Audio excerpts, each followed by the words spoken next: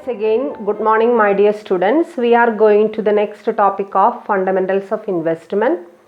In the previous class, we have discussed about the valuation of equity shares, and we have told that there are three important methods for valuing equity shares, and these three methods are: first one, dividend capitalization or dividend discounting model; second one, dividend growth model; and third one is earnings multiplier approach.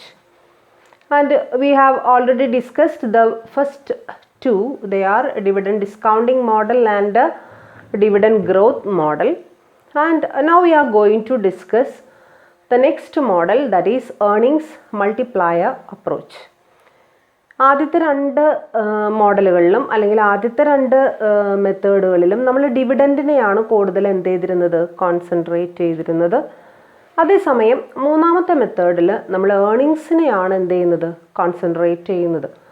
And you know that the growth of share or growth of stock or growth of dividend it clearly relates with the growth of earnings of the company. അല്ലേ, കമ്പനിയുടെ ഏർണിങ്സും അതിൻ്റെ ഡിവിഡൻറ്റും അതിൻ്റെ ഷെയറിൻ്റെ പ്രോഫിറ്റബിലിറ്റിയും എല്ലാം തമ്മിൽ clear relationship ഉണ്ട് എന്നുള്ളത് നമുക്കറിയാവുന്ന കാര്യമാണ്. സോ തീർച്ചയായിട്ടും ഡിവിഡൻറ്റിനെ കോൺസെൻട്രേറ്റ് ചെയ്യുന്നതോടൊപ്പം തന്നെ നമുക്ക് എന്തിനേയും കോൺസെൻട്രേറ്റ് ചെയ്യാവുന്നതാണ്, ഏർണിങ്സിനെയും കോൺസെൻട്രേറ്റ് ചെയ്യാവുന്നതാണ്. ഓക്കെ, അതായത് ഏർണിങ്സ് എന്ന് പറഞ്ഞു കഴിഞ്ഞാൽ ഇപ്പോൾ കഴിഞ്ഞ കൊല്ലം നമുക്ക് ഇത്രയും പ്രോഫിറ്റബിലിറ്റി ഉണ്ടായിരുന്നു. ആ പ്രോഫിറ്റബിലിറ്റി, ആ ഏർണിങ്സ്, റീറ്റെയിൻഡ് ഏർണിങ്സ് എന്നുള്ള വാക്കൊക്കെ നിങ്ങൾ കേട്ടിട്ടുണ്ടായിരിക്കും. റീറ്റെയിൻഡ് ഏർണിങ്സ് വെച്ച് കഴിഞ്ഞാൽ after meeting all expenses and after giving away the dividends and interest to all the outsiders, we are retaining some money or we are maintaining some money inside the business itself for some productive purposes. That is known as retained earnings.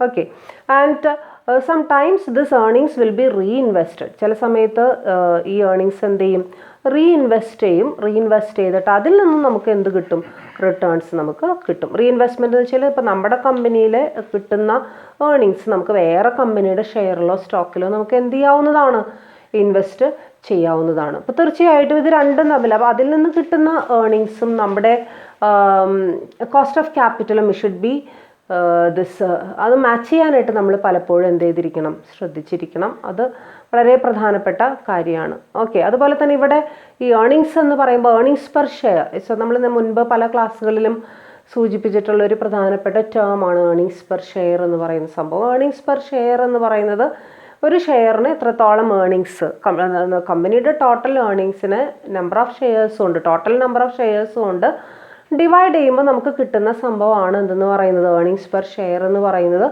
So ഈ earnings per share ആണ് നമ്മളെ സംബന്ധിച്ചിടത്തോളം expected earnings, അല്ലെങ്കിൽ നമ്മളിവിടെ ഉദ്ദേശിക്കുന്ന earnings. Okay, then ഈ ഏർണിങ്സിനെയാണ് നമ്മൾ എന്ത് ചെയ്യാൻ പോകുന്നത്, ക്യാപിറ്റലൈസ് ചെയ്യാനായിട്ട് പോകുന്നത്, അല്ലെങ്കിൽ മൾട്ടിപ്ലൈ ചെയ്യാനായിട്ട് നമ്മൾ പോകുന്നത്. And through that capitalization we can analyse the price of this equity shares. Equity ഷെയർസിൻ്റെ പ്രൈസ് നമുക്ക് എന്ത് ചെയ്യാവുന്നതാണ്, അനലൈസ് ചെയ്യാവുന്നതാണ്. And in this earnings multiplier approach, there is only one simple formula for calculate P0.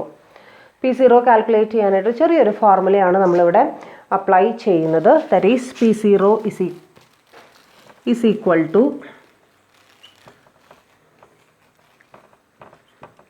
so this is a formula for calculating P0 or calculating the value of share under earnings multiplier approach. And P0, you know what is P0, it is the value of share, and EI is the expected earnings, and the next one KE is the capitalization rate. So this is a simple formula, very simple formula is used for calculating the value of equity share, and we can analyze a simple exercise or simple example. And example number 15, from the following details calculate the price of an equity share according to the earnings capitalization approach. Earnings capitalization approach തന്നെയാണ് earnings multiplier approach എന്ന് പറയുന്നത്. അപ്പോൾ earnings capitalisation approach പ്രകാരം എത്രയാണ് ഇക്വിറ്റിയുടെ price എന്ന് calculate ചെയ്യാനാണ് നമ്മളോട് ആവശ്യപ്പെട്ടിട്ടുള്ളത്. And we have been given with certain important information, and the first one is EPS of the company. EPS എന്ന് പറയുന്നത് 15 rupees ആണ്.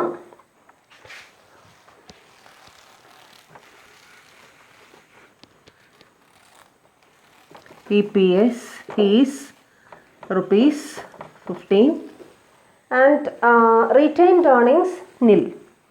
Retained earningsനെ കുറിച്ച് നമ്മളോട് ഒന്നും പറഞ്ഞിട്ടില്ല. Earnings nil. And the next one is capitalization rate. Capitalization rate is equal to 30%.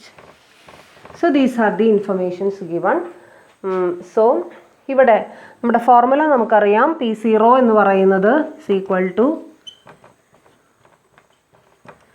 EI minus KE, and here എന്തായതാണ് EI എന്ന് പറയുന്നത്? ഏതാണ് EI? EI is EPS or earnings per share. അതാണ് നമ്മുടെ earnings എന്ന് പറയുന്നത്. So 15 divided by എന്താണ് capitalisation rate തന്നിരിക്കുന്നത്? It is 30%. 30% ആണ് ക്യാപിറ്റലൈസേഷൻ റേറ്റ് തന്നിരിക്കുന്നത്. So it will B 0.30. Then what will be the value of equity share? It will be rupees 50. ഇത്ര പെട്ടെന്ന് നമ്മൾ കാൽക്കുലേറ്റ് ചെയ്തു. വളരെ ചെറിയ 2 ഇൻഫർമേഷൻസേ നമുക്കുണ്ടായിരുന്നുള്ളൂ. ആ ഇൻഫർമേഷൻസ് വെച്ച് പെട്ടെന്ന് തന്നെ വളരെ ഈസി ആയിട്ട് നമുക്ക് എന്ത് കാൽക്കുലേറ്റ് ചെയ്യാനായിട്ട് സാധിച്ചു? വാല്യൂ ഓഫ് ഇക്വിറ്റി ഷെയർ നമുക്ക് കാൽക്കുലേറ്റ് ചെയ്യാനായിട്ട് സാധിച്ചു. ഇതുപോലുള്ള ക്വസ്റ്റ്യൻസിലും ചിലപ്പോൾ നമുക്ക് മാർക്കറ്റ് വാല്യൂ തന്നിട്ടുണ്ടായിരിക്കും. For example, if the market value of the share is 60 rupees. 60 rupees ആണ് മാർക്കറ്റ് വാല്യൂ എന്ന് നമ്മളൊന്ന് അസ്യൂം ചെയ്ത് നോക്കുക. 60 rupees ആണ്. നമ്മുടെ പ്രോബ്ലത്തിൽ ഒരു സെൻറ്റൻസും കൂടി ഉണ്ടായിരുന്നു എന്ന് വിചാരിക്കുക. അതായത് market value of the share is 60 rupees.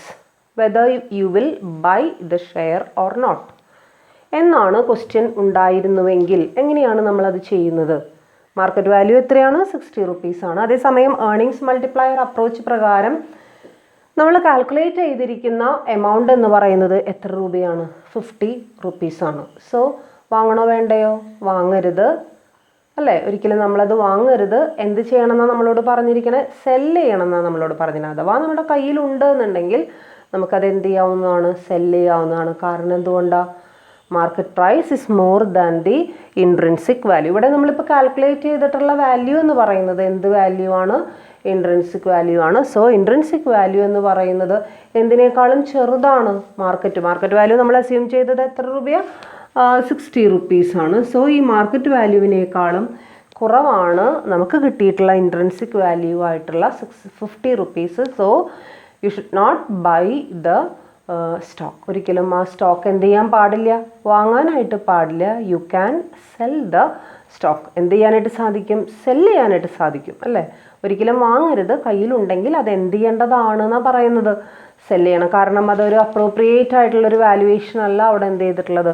ശരിക്കും അതിൻ്റെ യഥാർത്ഥത്തിലുള്ള മൂല്യം എന്ന് പറയുന്നത് എത്ര രൂപ മാത്രമേ ഉള്ളൂ? 50 rupees മാത്രമേ ഉള്ളൂ. പക്ഷേ മാർക്കറ്റിൽ അത് കൊടുക്കുന്നത് എത്ര രൂപയ്ക്കാണ്? 60 രൂപയ്ക്കാണ്. സോ അതവിടെ എന്തോ ഒരു ഇൻക്രീസ് അവിടെ സംഭവിച്ചിട്ടുണ്ട്. ആവശ്യമില്ലാത്തൊരു ഇൻക്രീസ് അവിടെ സംഭവിച്ചിട്ടുണ്ട്. So okay, then this is earnings multiplier approach. So we have completed the 3 methods of valuing the equity shares.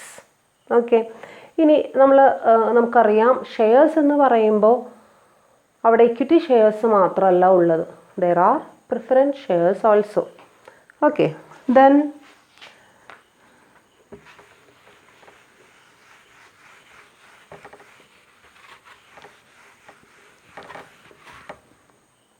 അടുത്തതായിട്ട് നമ്മൾ പഠിക്കാൻ പോകുന്നത് എന്തിനെ കുറിച്ചിട്ടാണ്? പ്രിഫറൻസ് ഷെയർസിനെ കുറിച്ചും അതെങ്ങനെയാണ് വാല്യൂ ചെയ്യുക എന്നുള്ളതിനെ കുറിച്ചിട്ടാണ്. Okay, what do you mean by preference shares? നമ്മൾ ഒരുപാട് ഫസ്റ്റ് സെമ്മ് മുതലേ പഠിച്ചിട്ടുള്ള ഒരു സംഭവമാണ് എന്താണ് പ്രിഫറൻസ് ഷെയർ എന്നുള്ളത്. What is the difference between equity share and preference share? Okay, preference എന്നുള്ള ഒരു വാക്ക് തന്നെയാണ് അതിൻ്റെ ഏറ്റവും പ്രധാനപ്പെട്ട സവിശേഷത എന്ന് പറയുന്നത്. And these shareholders, these preference shareholders have two important preferential rights over equity shareholders.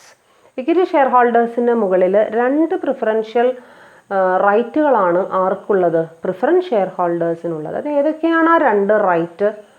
ഏതൊക്കെയാണ് റൈറ്റ്? അതിൽ ഒന്നാമത്തെ റൈറ്റ് എന്ന് പറയുന്നത് പേയ്മെൻറ്റ് ഓഫ് ഡിവിഡൻഡ് അല്ലേ? തീർച്ചയായിട്ടും നിങ്ങൾക്കറിയാം,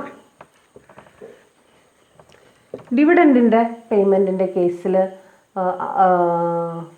പ്രിഫറൻസ് ഷെയർ ഹോൾഡേഴ്സിനാണ് ഇക്വിറ്റി ഷെയർ ഹോൾഡേഴ്സിനേക്കാളും മുൻപേ എന്ത് കിട്ടുക? ഡിവിഡൻറ്റ് കിട്ടുക. And second one is repayment of capital. Repayment of capital. Okay, and you know what is capital, when it will be repaid. Okay, equity share ഹോൾഡേഴ്സിന് കൊടുക്കുന്നതിന് മുൻപേ, ക്യാപിറ്റൽ തിരിച്ചു കൊടുക്കുന്നതിന് മുൻപേ ആർക്ക് തിരിച്ചു കൊടുത്തിരിക്കണം? പ്രിഫറൻസ് ഷെയർ ഹോൾഡേഴ്സിന് തിരിച്ചു കൊടുത്തിരിക്കണം എന്നുള്ളത് വളരെ പ്രധാനപ്പെട്ട ഒരു കാര്യമാണ്. ഓക്കെ, അപ്പോൾ ഈ രണ്ട് റൈറ്റ്സ് അവർക്കുള്ളത് കൊണ്ടാണ് ആർക്ക് മുകളിലുള്ള റൈറ്റ് മാത്രമാണ് ഇക്വിറ്റി ഷെയർ ഹോൾഡേഴ്സിന്. ബാക്കിയുള്ളവരെ സംബന്ധിച്ചിടത്തോളം, ഡിബഞ്ചർ ഹോൾഡേഴ്സിനെ സംബന്ധിച്ചിടത്തോളം, ഡിബഞ്ചർ ഹോൾഡേഴ്സിന് പ്രിഫറൻസ് ഷെയർ ഹോൾഡേഴ്സിനേക്കാളും കൂടുതൽ എന്തുണ്ട്? റൈറ്റ്സ് ഉണ്ട്. പ്രിഫറൻസ് ഷെയർ ഹോൾഡേഴ്സിനേക്കാളും മുൻപ് ക്യാപിറ്റൽ തിരിച്ചു കിട്ടാനായിട്ടുള്ള അധികാരം പ്രത്യേകിച്ചും സെക്യൂർഡ് ഡിബഞ്ചേഴ്സ് ഒക്കെ ആണെങ്കിൽ അവർക്കത് കഴിയും എന്നുള്ളതൊക്കെയാണ് അവിടെ നമുക്ക് പറയാനായിട്ട് സാധിക്കുക. എന്തിനാണ് നമ്മളിപ്പോൾ പ്രിഫറൻസ് ഷെയർസ് എന്താണ് എന്നുള്ളത് മാത്രമാണ് നമ്മൾ എന്ത് ചെയ്യുന്നത്? പഠിക്കുന്നത്. അപ്പോൾ ഈ രണ്ട് കാര്യങ്ങളിലാണ് ഇക്വിറ്റി ഷെയർസിനെ കമ്പയർ ചെയ്യുമ്പോൾ ആർക്ക് റൈറ്റ്സ് കൂടുതലുള്ളത്? പ്രിഫറൻസ് ഷെയർ ഹോൾഡേഴ്സിന് റൈറ്റ്സ് കൂടുതലാണ്. ഇനി പ്രധാനമായും പ്രിഫറൻസ് ഷെയർസിനെ കുറിച്ച് അല്ലെങ്കിൽ നമ്മൾ അനലൈസ് ചെയ്യുമ്പോൾ അവിടെ രണ്ട് പ്രധാനപ്പെട്ട തരത്തിലുള്ള പ്രിഫറൻസ് ഷെയർസ് നമ്മൾ കാണാറുണ്ട് നോർമലി. അതിലൊന്നെന്ന് പറയുന്നത് റെഡീമബിൾ പ്രിഫറൻസ് ഷെയർസ് ആണ്. രണ്ടെന്ന് പറയുന്നത് ഇറെഡീമബിൾ പ്രിഫറൻസ് ഷെയർസ് ആണ്. Okay, redeemable and irredeemable preference shares. And what do you mean by redeemable preference shares? Redeemable preference shares are those preference shares which should be redeemed after the expiry of a stipulated time period, or after the expiry of certain number of years, is known as redeemable preference shares. And what do you mean by irredeemable preference shares? Irredeemable preference shares are those shares which will be redeemed only at the winding up of the company. Before that, no type of redemption will be done in the case of preference shares. So that is known as irredeemable preference shares. So concentrating on these two types of preference shares, we are going to do the various problems of valuation of preference shares. ഈ രണ്ട് main കാറ്റഗറീസിനെ മുൻനിർത്തിയാണ് നമ്മൾ എന്തിനെക്കുറിച്ച് പഠിക്കാനായിട്ട് പോകുന്നത്? നമ്മുടെ preference ഷെയർസിനെ എങ്ങനെ, equity ഷെയറിനെ മാത്രം നമ്മൾ വാല്യൂ ചെയ്താൽ പോരാ അല്ലേ? ഒരു കമ്പനിയെ സംബന്ധിച്ചിടത്തോളം ഇക്വിറ്റി ഷെയർസ് മാത്രമല്ല അവരെന്ത് ചെയ്യുന്നത്, ഇഷ്യൂ ചെയ്യുന്നത്, അവരെന്തും കൂടി ഇഷ്യൂ ചെയ്യുന്നുണ്ട്, പ്രിഫറൻസ് ഷെയർസും കൂടി ഇഷ്യൂ ചെയ്യുന്നുണ്ട്. അപ്പം അങ്ങനെ ചെയ്യുന്ന സമയത്ത് എന്തൊക്കെയാണ് അവിടെയുള്ള നമ്മൾ പഠിക്കേണ്ട ഫോർമുലകൾ എന്തൊക്കെയാണ്, അതിലെന്തൊക്കെയാണ് വലിയ കാര്യമായിട്ടുള്ള ഡിഫറൻസുകളൊന്നും അവിടെ ഇല്ല എന്നുള്ളതാണ് അതിൻ്റെ നിങ്ങൾ മനസ്സിലാക്കേണ്ട ഒരു പ്രധാനപ്പെട്ട കാര്യം. വളരെ ചെറിയ ഡിഫറൻസുകളോട് കൂടിയിട്ട് നമുക്ക് ഫോർമുല അപ്ലൈ ചെയ്യാനും. ഇനി നമ്മൾ ആദ്യമായിട്ട് പഠിക്കുന്നത് valuation of redeemable preference shares ആണ്. It is just like valuation of debentures and valuation of equity shares. And equity ഷെയർസിൻ്റെ വാല്യുവേഷനെ കുറിച്ച് നമ്മൾ പഠിച്ച സമയത്ത് കോൺസ്റ്റൻറ്റ് ഗ്രോത്ത് മോഡലൊക്കെ നമ്മൾ പഠിച്ചിരുന്നു. ഏകദേശം അതുപോലെ തന്നെയാണ് പ്രിഫറൻസ് ഷെയർസിൻ്റെ വാല്യുവേഷനും എന്ത് ചെയ്യുന്നത് വരുന്നത്. അപ്പോൾ നമുക്ക് നോക്കാം എങ്ങനെയാണ് അതിൻ്റെ വാല്യുവേഷൻ വരുന്നത് എന്നുള്ളത് നമുക്ക് എന്ത് ചെയ്യാം മനസ്സിലാക്കാം. അവിടെ മെയിനായിട്ട് അവിടെ യൂസ് ചെയ്യുന്ന ഫോർമുല എന്ന് പറയുന്നത്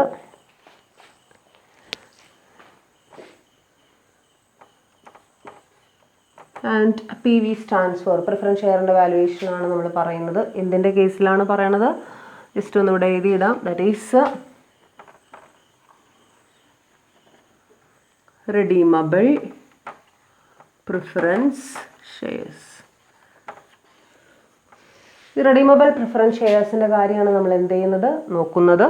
അതിന്റെ ഫോർമുലയാണ് നമ്മൾ എഴുതുന്നത്. PV is equal to D1 divided by P1 divided by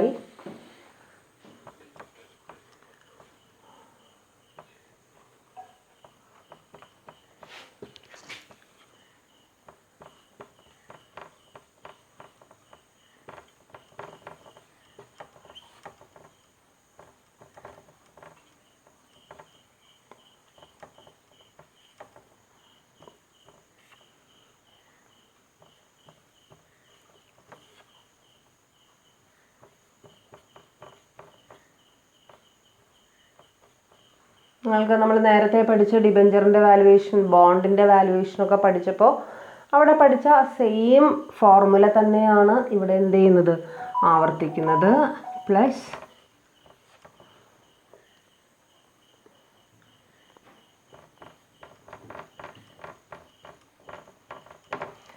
okay, and this is the formula for calculation of this preference shares. നോക്കി ഫോർമുല നമ്മൾ മുൻപ് പഠിച്ചിട്ടുള്ള അതേ സ്റ്റൈലിൽ തന്നെയാണ് നമ്മളിവിടെ എന്ത് ചെയ്യുന്നത്, പഠിക്കുന്നത്. നമുക്ക് വേണമെന്നുണ്ടെങ്കിൽ ഷോർട്ട് കട്ട് മെത്തേഡ്സ് ഒക്കെ നമുക്ക് യൂസ് ചെയ്യാനായിട്ട് സാധിക്കും. If in all years we are getting the same dividend same ആയിട്ട് നമുക്ക് കിട്ടുന്നുണ്ടെങ്കിൽ നമുക്ക് ഷോർട്ട് കട്ട് മെത്തേഡിലൂടെ annuity table, present value table നോക്കിക്കൊണ്ട് നമുക്ക് എന്ത് ചെയ്യാവുന്നതാണ്, പെട്ടെന്ന് കണക്ക് ചെയ്ത് തീർക്കാവുന്നതാണ്. ഓക്കെ, ആൻഡ് ഇവിടെ എന്തൊക്കെയാണ് PV, ഞാൻ പറഞ്ഞു എന്താണ് PV എന്ന് ഞാൻ പറഞ്ഞു. Present value of preference share ആണ് PV. D1 എന്ന് പറയുന്നത് ആദ്യത്തെ കൊല്ലത്തിൽ കൊടുത്തിട്ടുള്ള dividend, that is D1, and it is divided by D plus KP raised to 1. Here D stands, D എന്ന് പറയുന്നത് ഒരു കോൺസ്റ്റൻറ്റ് ഫിഗർ ആണ്. It is taken as 1. D എന്ന് പറയുന്ന ഈ ഫിഗറിനെ നമ്മൾ എന്തായിട്ട് എടുക്കുന്നു, 1 ആയിട്ട് നമ്മൾ എന്ത് ചെയ്യുന്നു, അസ്യൂം ചെയ്യുന്നു. And here D plus KP എന്ന് വെച്ചാൽ ക്യാപിറ്റലൈസേഷൻ റേറ്റ് raised to 1. ആദ്യത്തെ കൊല്ലം D2 divided by D plus KP raised to 2. രണ്ടാമത്തെ കൊല്ലം D3 divided by D plus KP raised to 3. മൂന്നാമത്തെ കൊല്ലം പ്ലസ് DN. നമ്മളിതിങ്ങനെ കണ്ടിന്യൂ ചെയ്ത് പോകാൻ പറ്റാത്തതുകൊണ്ട് നമ്മൾ ജസ്റ്റ് നമ്മൾ നേരത്തെ കണ്ടിട്ടുണ്ട് അല്ലേ, ജസ്റ്റ് ഇവിടെ ഒരു കുറച്ച് ഡോട്ട്സ് ഒക്കെ ഇതിൻ്റെ കണ്ടിന്യൂവേഷൻ തന്നെയാണിത്. സ്ഥലമില്ലാത്തതുകൊണ്ട് അവിടേക്ക് നീക്കാത്തതാണ്. സോ ദെൻ എന്ത് ചെയ്യണു, DN അവസാനത്തെ കൊല്ലം ഏതാണോ DN ഡിവൈഡഡ് ബൈ DP. അപ്പോൾ ഈ അവസാനത്തെ കൊല്ലം എന്ന് പറയുന്നത് അതിൻ്റെ റെഡീം ചെയ്യേണ്ട കൊല്ലമായിരിക്കും അല്ലേ. ഇതാണ് അവസാനത്തെ കൊല്ലം. റെഡീം ചെയ്ത് കഴിഞ്ഞാൽ പിന്നെ നമുക്ക് എന്ത് കിട്ടില്ല, ഡിവിഡൻഡ് കിട്ടില്ല എന്നുള്ളത് നമുക്ക് അറിയാം. So D plus KP raised to N plus maturity value. നമ്മൾ പലപ്പോഴും പല രീതിയിലായിരിക്കും റിഡംഷൻ നടക്കുക. May be at premium, may be at discount, any method will be there. അപ്പോൾ അതിനനുസരിച്ച് നമ്മുടെ എത്രയാണോ മെച്യൂരിറ്റി വാല്യൂ അത് നമ്മൾ എന്ത് ചെയ്യേണ്ടി വരും, ഇവിടെ എഴുതേണ്ടി വരും. Again it should be divided by D plus KP raised to N. Easily മനസ്സിലാക്കാൻ പറ്റുന്ന ഒരു ഫോർമുലയാണ്. നമ്മൾ ഓൾറെഡി പഠിച്ചു കഴിഞ്ഞിട്ടുള്ളൊരു ഫോർമുലയാണ്. അപ്പോൾ അതുകൊണ്ട് തന്നെ നിങ്ങൾക്ക് ബുദ്ധിമുട്ട് തോന്നാൻ സാധ്യതയില്ല. ഓക്കെ, ദെൻ നമുക്കൊരു ചെറിയൊരു കണക്ക് ചെയ്ത് നോക്കാം. ഇവിടെ പേജ് നമ്പർ 143 ഒരു എക്സാമ്പിൾ നിങ്ങൾക്ക് തന്നിട്ടുണ്ട്. എഗെയിൻ നവരത്ന ലിമിറ്റഡിൻ്റെ കാര്യമാണ് ഇവിടെ തന്നിട്ടുള്ളത്. That is Navaratna Limited issued 7% redeemable preference shares. Navaratna Limited issued 7% redeemable preference shares of 100 each. The shares are redeemable after 5 years. The capitalization rate is 5%. Calculate the value of preference shares. So that is the question, and we can apply it in the formula.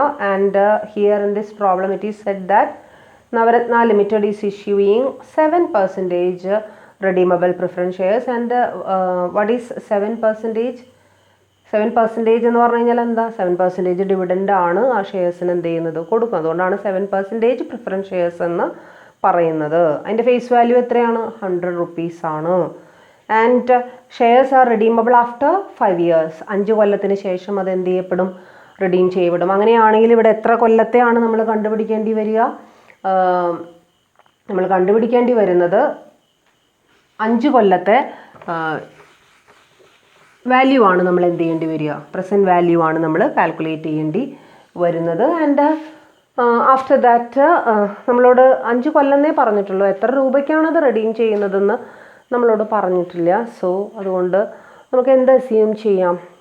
It is redeemed at face value, അല്ലേ? ആ പാർ വാല്യൂവിലാണ് അത് redeem ചെയ്തത് എന്ന് നമുക്ക് എന്ത് ചെയ്യാം? Assume ചെയ്യാം. കാരണം വേറെ അത് പ്രീമിയം ഇത്ര പെർസെൻറ്റേജ് പ്രീമിയം എന്നോ അല്ലെങ്കിൽ ഇത്ര പെർസെൻറ്റേജ് ഡിസ്കൗണ്ട് എന്നോ ഒന്നും തന്നെ പ്രോബ്ലത്തിൽ എന്ത് ചെയ്തിട്ടില്ല, പറഞ്ഞിട്ടില്ലാത്തത് കൊണ്ട് തീർച്ചയായിട്ടും നമുക്ക് അങ്ങനെ ഒരു അസംഷൻ എന്ത് ചെയ്യാവുന്നതാണ്, എടുക്കാവുന്നതാണ്. ദെൻ നമുക്ക് ജസ്റ്റ് ഒന്ന് സബ്സ്റ്റിറ്റ്യൂട്ട് ചെയ്ത് കൊടുത്താൽ മതി. ഇനി അവിടെ എത്രയാണ് ഡി എന്നുള്ളത് നമ്മൾ കാൽക്കുലേറ്റ് ചെയ്യണം. ഡി എന്ന് പറയുന്നത് അവിടെ കൃത്യമായിട്ട് ഡി കാൽക്കുലേറ്റ് ചെയ്യുന്നത്, ഡിവിഡൻഡ് കാൽക്കുലേറ്റ് ചെയ്യുന്നത് അതിൻ്റെ ഫേസ് വാല്യൂവിലാണ്. ഫേസ് വാല്യൂ എത്രയാണെന്ന് നമുക്ക് തന്നിട്ടുണ്ട്, 100 rupees ആണ്. എത്ര പെർസെൻറ്റേജ് ആണ് ഡിവിഡൻഡ് എന്ന് അവിടെ തന്നിട്ടുണ്ട്. സോ 100 × 7/100 ആണ് നമ്മുടെ ഡിവിഡൻഡ് എന്ന് പറയുന്നത്. ആൻഡ് ഇറ്റ് ഈസ് ₹7, അല്ലേ? 7 രൂപയാണ് അതിൻ്റെ ഡിവിഡൻഡ്. ഇനി അതിൻ്റെ മെച്യൂരിറ്റി വാല്യൂ എത്രയാണ് നമുക്ക് കിട്ടിയത്? മെച്യൂരിറ്റി വാല്യൂ എന്ന് പറയുന്നത് it is face value or it is 100 rupees. Okay. And the number of years എന്ന് പറയുന്നത് എത്ര വർഷമാണ്? 5 ആണ്. അപ്പോൾ ഇങ്ങനെയുള്ള ബേസിക് ഇൻഫർമേഷൻസ് എല്ലാം തന്നെ നമുക്കതിൽ നിന്ന് കിട്ടിക്കഴിഞ്ഞു. ഇനി നമുക്കത് എന്ത് ചെയ്യാം? ആ ഫോർമുലയിൽ ജസ്റ്റ് ഒന്ന് അപ്ലൈ ചെയ്ത് കൊടുക്കാം. അങ്ങനെ അപ്ലൈ ചെയ്യുമ്പോൾ നമുക്ക് കിട്ടുന്ന ഫോർമുല എന്ന് പറയുന്നത് it will be 7 divided by D stands for 1 എന്ന് ഞാൻ നേരത്തെ നിങ്ങളോട് പറഞ്ഞു തന്നു. So 1 point or 1 plus capitalization rate അവിടെ പ്രോബ്ലത്തിൽ കൃത്യമായിട്ട് തന്നിട്ടുണ്ട്. It is 5%. സോ 5% എന്ന് പറയുമ്പോൾ it will be 0.05. Okay. So raise to 1, ഇവിടെ റേസ് ടു 1 ഇട്ടില്ലെങ്കിലും കുഴപ്പമൊന്നുമില്ല, എങ്കിലും ജസ്റ്റ് മനസ്സിലാക്കാൻ വേണ്ടി.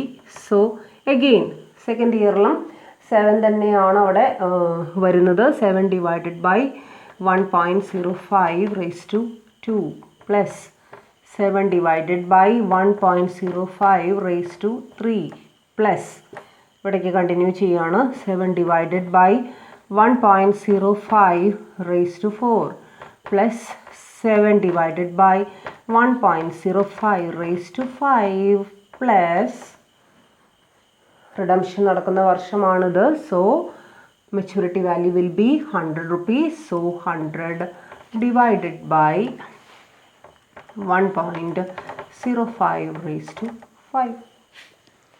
ഓക്കെ. ഇത് നമ്മളിന്ന് കാൽക്കുലേറ്ററിൽ ചെയ്ത് ഒന്ന് അപ്ലൈ ചെയ്യുകയാണെങ്കിൽ നമുക്ക് കിട്ടുന്നത് എത്ര രൂപയായിരിക്കും? It will be 108.39. ഇങ്ങനെ ചെയ്യാൻ നമുക്കറിയാം, ഇത്തിരി കുറച്ച് കാൽക്കുലേഷൻസ് കൂടുതലുള്ളൊരു പരിപാടിയാണെന്ന് നിങ്ങൾക്കറിയാം, അല്ലേ? ഇത് സെയിം ഇവിടെ ഇത് ഒരു പ്രാവശ്യമേ ഗുണിക്കേണ്ടതുള്ളൂ. അതേസമയം ഇവിടെ 2 പ്രാവശ്യം ഇത് മൾട്ടിപ്ലൈ ചെയ്യണം. ഇവിടെ 3 പ്രാവശ്യം, 4 പ്രാവശ്യം, 5 പ്രാവശ്യം. സോ റെപ്പറ്റീവായിട്ട് എന്ത് ചെയ്യേണ്ടി വരും. തീർച്ചയായിട്ടും അതൊരു ടൈം കുറേ കളയുന്നൊരു ടാസ്ക്കാണ്. അപ്പോഴാണ് നമ്മൾ ഇത് യൂസ് ചെയ്യുന്നത്, ഷോർട്ട് കട്ട് മെത്തേഡ് നമ്മൾ യൂസ് ചെയ്യുന്നത്. നമുക്കറിയാം എങ്ങനെയാണ് ഷോർട്ട് കട്ട് മെത്തേഡ് യൂസ് ചെയ്യുക എന്നുള്ളത്. കാരണം എസ്പെഷ്യലി ഡിവിഡൻഡ് എന്ന് പറയുന്നത് 5 കൊല്ലവും സെയിം ഡിവിഡൻഡാണ് കൊടുക്കുന്നത്. അപ്പോൾ തീർച്ചയായിട്ടും ഷോർട്ട് കട്ട് മെത്തേഡ് എങ്ങനെയാണ് നമ്മൾ കാൽക്കുലേറ്റ് ചെയ്യുക? ഇവിടെ ഡിവിഡൻഡിനെ നമ്മൾ എന്ത് ചെയ്യണം? അതിൻ്റെ പ്രസൻറ്റ് വാല്യൂ കൊണ്ട് മൾട്ടിപ്ലൈ ചെയ്യണം. മൾട്ടിപ്ലൈ ചെയ്യുമ്പോൾ പ്രസൻറ്റ് വാല്യൂ നോക്കുമ്പോൾ ഏത് വാല്യൂ ആണ് നമ്മൾ നോക്കേണ്ടത്, അല്ലെങ്കിൽ ഏത് ടേബിളാണ് നമ്മൾ നോക്കേണ്ടത്? നിങ്ങൾക്ക് ടെക്സ്റ്റ് ബുക്കിൻ്റെ ബാക്കിൽ ടേബിൾ നമ്പർ 2 അവിടെ കൊടുത്തിട്ടുണ്ട്. ആ ടേബിൾ നമ്പർ 2 ആണ് നമ്മൾ പ്രസൻറ്റ് വാല്യൂ ടേബിളായിട്ട് കൺസിഡർ ചെയ്തിരിക്കുന്നത്. അത് നോക്കിയിട്ട് വേണം നമ്മുടെ ഡിവിഡൻഡിൻ്റെ എത്ര വർഷമാണ്? 5 വർഷം. ക്യാപിറ്റലൈസേഷൻ റേറ്റ് എത്രയാണ്? 5%. 5 അല്ലേ? അപ്പോൾ അതിൽ നമ്മൾ എന്ത് ചെയ്യുക? നോക്കുക. അങ്ങനെ നോക്കുന്ന സമയത്ത് നമുക്ക് കിട്ടുന്നത് 7 ആണ് നമ്മുടെ ഡിവിഡൻഡ് എന്ന് പറയുന്നത്. So it will be 7 × 4.329. Short cut method നമ്മൾ യൂസ് ചെയ്യുമ്പോൾ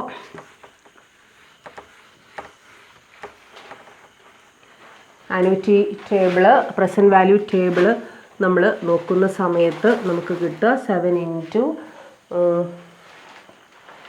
4.329 and it will be 30.30.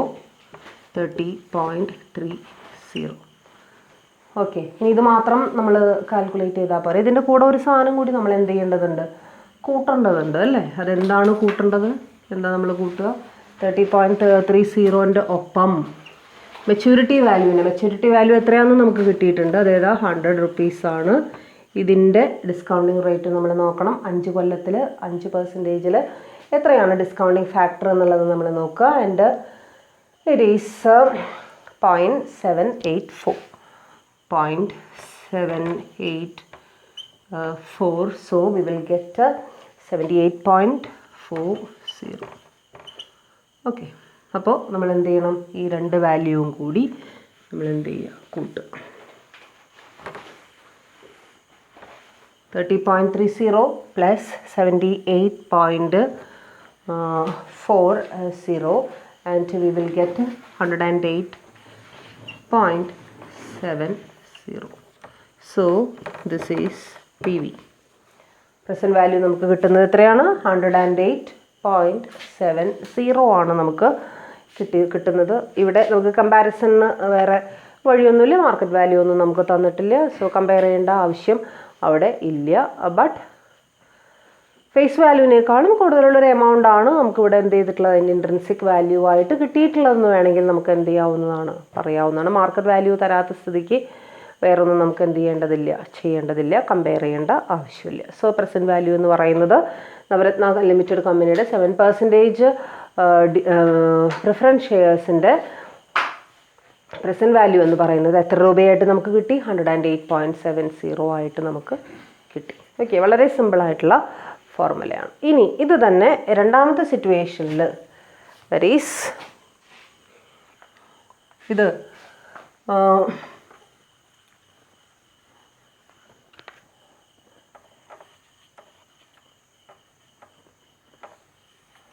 Okay, redeemable preference ഷെയർസിൻ്റെ കേസാണ് നമ്മൾ ഈ ഫോർമുല ഒക്കെ നമ്മൾ അപ്ലൈ ചെയ്ത് നമ്മൾ പറഞ്ഞത്. അതേസമയം ഇറഡീമബിൾ പ്രിഫറൻസ് ഷെയർസ് ആണെങ്കിൽ will not be supplied with the number of years. നമുക്ക് നമ്പർ ഓഫ് ഇയേഴ്സ് തരില്ല. ഇറഡീമബിളിൻ്റെ അർത്ഥം എന്താണെന്നുള്ളത് നേരത്തെ തന്നെ ഞാൻ നിങ്ങളോട് പറഞ്ഞു തന്നു. എന്താ അതിൻ്റെ meaning? Irredeemable means that will not be redeemed, that is irredeemable. ഒരിക്കലും റെഡീം ചെയ്യാത്ത, ഒരിക്കലും എന്നല്ല, within the life period of the company it will not be redeemed. That is irredeemable preference shares. Equity ഷെയർസിൽ അങ്ങനെ ഒരു എന്താ പറയുക, ഒരു പാർട്ടിസിപ്പേഷനോ അല്ലെങ്കിൽ ഒരു വിഭാഗമോ ഇല്ല എന്നുള്ളതാണ് അതിൻ്റെ ഒരു പ്രത്യേകത. വളരെ റെയറായിട്ട് മാത്രമേ ഇക്വിറ്റി ഷെയർസിൻ്റെ redemption within the life period എന്ത് ചെയ്യുള്ളൂ, നടക്കുള്ളൂ, ഡ്യൂറിങ് നെസസറി സിറ്റുവേഷൻസ് ഓൺലി. അതേസമയം പ്രിഫറൻസ് ഷെയർസിലാണ് ഇങ്ങനെയുള്ളൊരു എന്താ പറയുക, പ്രിഫറൻസ് ഷെയർസിന് മാത്രമാണ് ആ റൈറ്റ് ഉള്ളത്. അതായത് വേറൊന്നുമല്ല, ആ ഒരു വൈൻഡിങ് അപ്പിന് മുമ്പായിട്ടുള്ള റിഡംഷൻ നടത്തി കിട്ടാനുള്ള ഒരു റൈറ്റ് സാധാരണ ഇക്വിറ്റി ഷെയർസിനേക്കാളും കൂടുതൽ കിട്ടാറുള്ളത് ആർക്ക് തന്നെയാണ്? പ്രിഫറൻസ് ഷെയർ ഹോൾഡേഴ്സിന് തന്നെയാണ്. അതുകൊണ്ടാണ് അതിനെ രണ്ട് വിഭാഗമായിട്ട് നമ്മൾ തിരിച്ചിട്ടുള്ളതും റെഡീമബിൾ ആൻഡ് ഇറഡീമബിൾ എന്നുള്ള രീതിയിൽ എന്ത് ചെയ്തിട്ടുള്ളത്, തിരിച്ചിട്ടുള്ളത്. അപ്പോൾ ഇപ്പോൾ നമ്മൾ കാണുന്നത് ഇറഡീമബിൾ പ്രിഫറൻസ് ഷെയർസിൻ്റെ വാല്യൂ എങ്ങനെയാണ് കാൽക്കുലേറ്റ് ചെയ്യുക എന്നുള്ളതാണ്. അവിടെ നമുക്ക് നമ്മളെ സംബന്ധിച്ചിടത്തോളം ഒരു സർട്ടൻ നമ്പർ ഓഫ് ഇയേഴ്സ് നമുക്ക് ഒരിക്കലും നമുക്ക് കാൽക്കുലേറ്റ് ചെയ്യാനായിട്ട് സാധിക്കില്ല. ഇന്ന നമ്പർ ഓഫ് ഇയേഴ്സിൽ അത് റിഡീം ചെയ്യുമെന്ന് നമ്മളോട് പറയില്ല. സോ നമുക്ക് പിന്നെ ചെയ്യാനുള്ളത് വാല്യൂ കണ്ടുപിടിക്കുക എന്നുള്ളതാണ്. ആൻഡ് അതിൻ്റെ വാല്യൂ എന്ന് പറഞ്ഞു ഇവിടെ നമ്മൾ പ്രസൻറ്റ് വാല്യൂ എന്നുള്ള ആ ഒരു രീതി വിട്ട് ജസ്റ്റ് അതിൻ്റെ വാല്യൂ എന്നുള്ള കാര്യം മാത്രമേ നമ്മൾ എന്ത് ചെയ്യുന്നുള്ളൂ, കൊടുക്കുന്നുള്ളൂ. വാല്യൂ മാത്രമേ നമ്മളവിടെ, കാരണം പ്രസൻറ്റ് വാല്യൂ എന്നുള്ള ഒരു ഇതിനവിടെ മീനിങ് ഇല്ല എന്നുള്ളതാണ് നമുക്ക് എന്ത് ചെയ്യാനായിട്ട് സാധിക്കുക, മനസ്സിലാക്കാനായിട്ട് സാധിക്കുക. കാരണം അതിൻ്റെ ഒരു നമ്പർ ഓഫ് ഇയേഴ്സോ ഒന്നും തന്നെ അവിടെ. So the value of irredeemable preference share can be found out by using the formula V is equal to D divided by KP, and D stands for dividend and KP for capitalization rate. And in this case you know that there is no redemption period.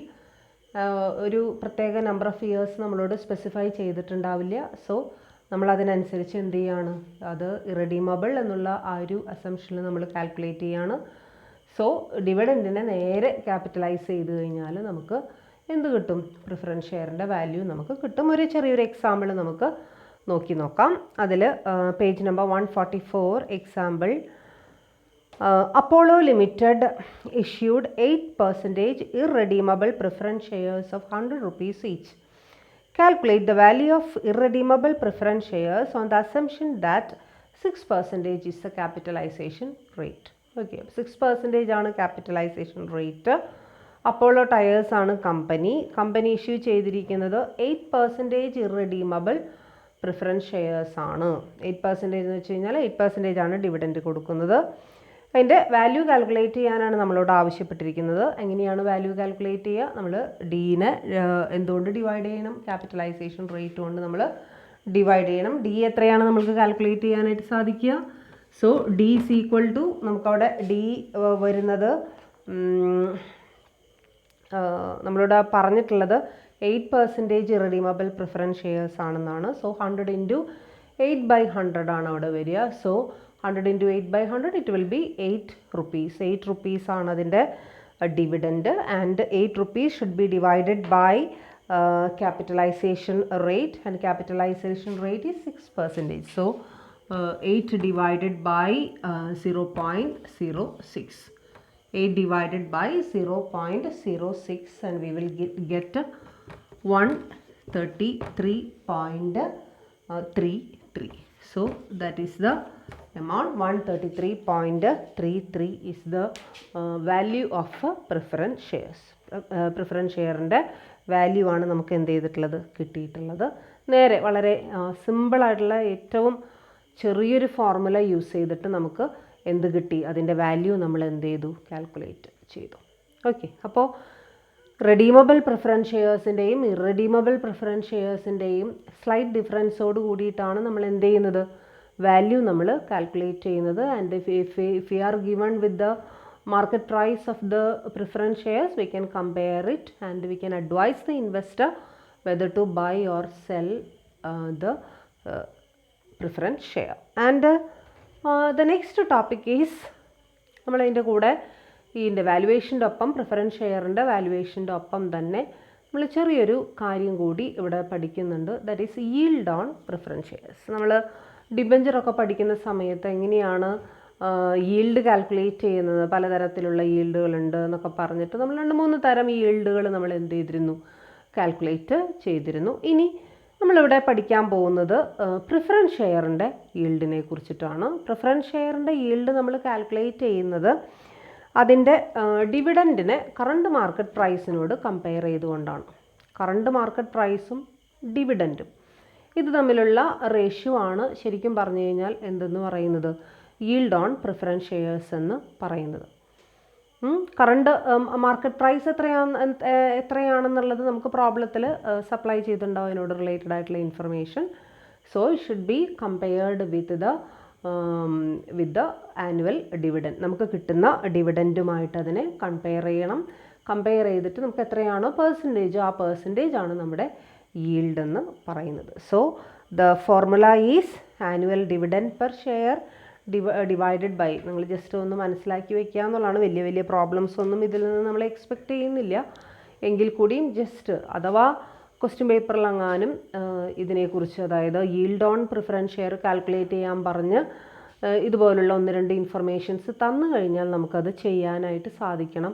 അതുമാത്രമേ ഇതിൽ നിന്ന് നമ്മൾ എന്ത് ചെയ്യുന്നുള്ളൂ? പ്രതീക്ഷിക്കുന്നുള്ളൂ. So അവിടെ നമ്മുടെ formula എന്ന് പറയുന്നത് dividend, annual dividend per share divided by market price per share into 100. That is the yield. അവിടെ ചെറിയൊരു പ്രോബ്ലം നിങ്ങളുടെ ടെക്സ്റ്റ് ബുക്കിൽ തന്നിട്ടുണ്ട്. അതൊന്ന് ജസ്റ്റ് ഒന്ന് വർക്കൗട്ട് ചെയ്ത് കഴിഞ്ഞാൽ എങ്ങനെയാണ് ഇത് കാൽക്കുലേറ്റ് ചെയ്യുന്നത് എന്ന് നമ്മൾക്ക് മനസ്സിലാവും. അവിടെ കൊടുത്തിരിക്കുന്നത് വളരെ ചെറിയൊരു പ്രോബ്ലമാണ് കൊടുത്തിരിക്കുന്നത്. Face value of preference share 100 rupees. Dividend rate is 12%. The shares are available in the market at 80 rupees per share. Calculate the yield on preference share. വേറെ വളച്ചു കെട്ടിയൊന്നും പറഞ്ഞിട്ടില്ല. നേരെ നമുക്ക് ഇൻഫർമേഷൻ തന്നിരിക്കുകയാണ്. ഫേസ് വാല്യൂ 100 രൂപയാണ്. അതേസമയം 12% ആണ് അവിടുത്തെ ഡിവിഡൻറ്റിൻ്റെ percentage. So what will be the dividend per share? It will be 12 rupees per share അല്ലേ, 12 rupees per share ആയിരിക്കും. ഇനി നമുക്കവിടെ തന്നിട്ടുള്ള എത്രയാണ് അവിടുത്തെ മാർക്കറ്റ് പ്രൈസ് എന്നുള്ളത് നമുക്ക് കൃത്യമായിട്ട് തന്നിട്ടുണ്ട്. Market price is 80 rupees per share അല്ലേ. ന്യൂമറേറ്ററും ഡിനോമിനേറ്ററും തുല്യമായിട്ടുള്ള അളവിലായിരിക്കണം. സോ പെർ ഷെയർ ആണ് നമ്മൾ ഡിവിഡൻഡ് എടുത്തിട്ടുള്ളത്. സോ മാർക്കറ്റ് പ്രൈസും പെർ ഷെയർ മാർക്കറ്റ് പ്രൈസാണ് നമ്മൾ എന്ത് ചെയ്യേണ്ടത്, എടുക്കേണ്ടത്.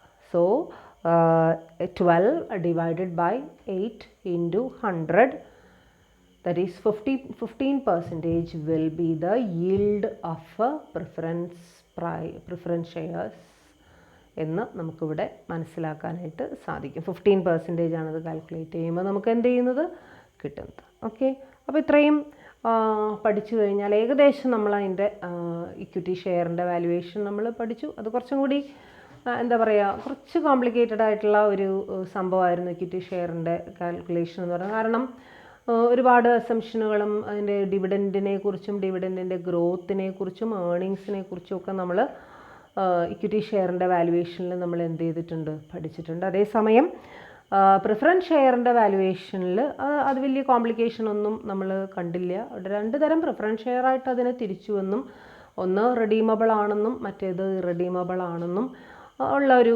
ഡിഫറൻസ് മാത്രമേ ഉള്ളൂ. റിഡീമബിൾ ആണെന്നുണ്ടെങ്കിൽ തീർച്ചയായിട്ടും നമ്മൾ ഡിബെഞ്ചറൊക്കെ വർക്കൗട്ട് ചെയ്ത പോലെ നമ്മൾ അവിടെ വളരെ നമ്മൾ നേരത്തെ പഠിച്ചിട്ടുള്ള ഫോർമുല അപ്ലൈ ചെയ്തത് ചെയ്യാമെന്നും, അതേസമയം ഇറഡീമബിൾ ആണെങ്കിൽ അവിടെയും നമുക്ക് ബുദ്ധിമുട്ടൊന്നുമില്ല, വളരെ സിമ്പിളായിട്ടുള്ളൊരു ഫോർമുലയാണ് നമ്മൾ എന്ത് ചെയ്തത്, യൂസ് ചെയ്തത്. അതനുസരിച്ച് നമുക്ക് കാൽക്കുലേറ്റ് ചെയ്യാം എന്നുള്ളത് നമ്മൾ പഠിച്ചു. അതോടൊപ്പം തന്നെ പ്രിഫറൻസ് ഷെയറിൻ്റെ ഈൽഡിനെ കുറിച്ചും നമ്മൾ എന്ത് ചെയ്തു, പഠിച്ചു. അപ്പോൾ ഇത്രയാണ് ഇതിലെ പ്രോബ്ലംസ് വരുന്നത്. ഈ ഒരു ചാപ്റ്ററിലെ പ്രോബ്ലം സൈഡ് എന്ന് പറയുന്നത് ഇത്രയാണ്. ഇനി നമ്മൾ കടക്കുന്നത് ഇപ്പോൾ ഫണ്ടമെൻ്റൽ രണ്ട് അനാലിസിസ് ഈ ചാപ്റ്ററിൻ്റെ തുടക്കത്തിൽ തന്നെ ഞാൻ പറഞ്ഞിരുന്നു.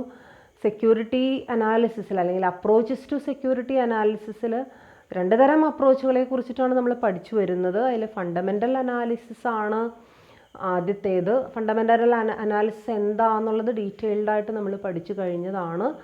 അതിനുശേഷമാണ് നമ്മൾ എങ്ങനെയാണ് ഇക്വിറ്റി വാല്യുവേഷൻ, എങ്ങനെയാണ് പ്രിഫറൻസ് ഷെയർ വാല്യുവേഷൻ എന്നുള്ളതൊക്കെ നമ്മൾ പഠിച്ചത്.